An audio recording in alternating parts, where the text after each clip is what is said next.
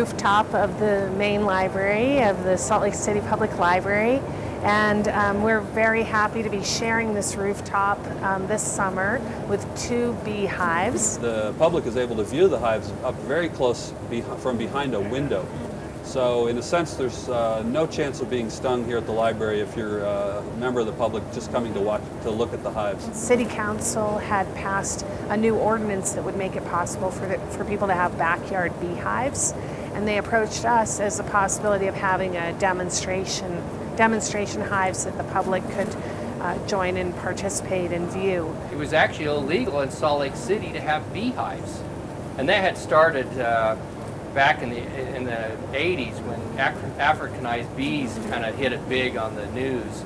And so they just made beekeeping illegal, which was unfortunate. Looking into it, I found out that we had over 100 beekeepers in Salt Lake City that were illegal. Beehives are very common in New York City, out on balconies. The beehive on top of the Paris Opera House is very famous. Right now, there's a huge amount of interest in our community in sustainability. Bees are in crisis, and they're primarily in crisis because of environmental factors and stresses on the bees.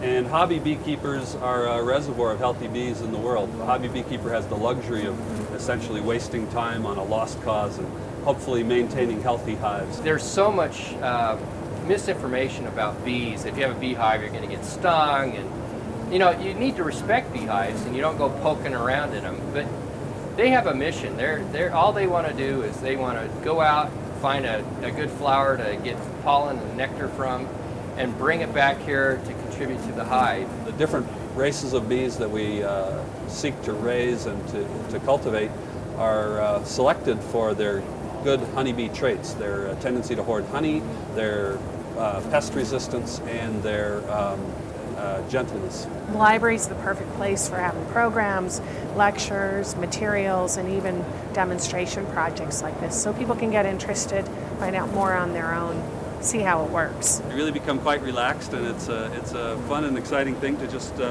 look through the hive and inspect it and check on the progress of the bees. It's pretty simple to do, and it's a great educational experience for kids, and it's something that families can do in their backyard. I have a 70-year-old, 80-year-old pear tree that is always kind of, we thought was on its last leg, and you should see it. It's just absolutely laden with pears. And my neighbors up and down the street have said, since you got your bees, boy, our fruit trees and our gardens have really made a difference. I think there's some optimism that they're going to be able to maybe sell Salt Lake City main library honey in their gift shop. The bees are very industrious, and they're busy doing their own thing, and they're really not interested in molesting people at all.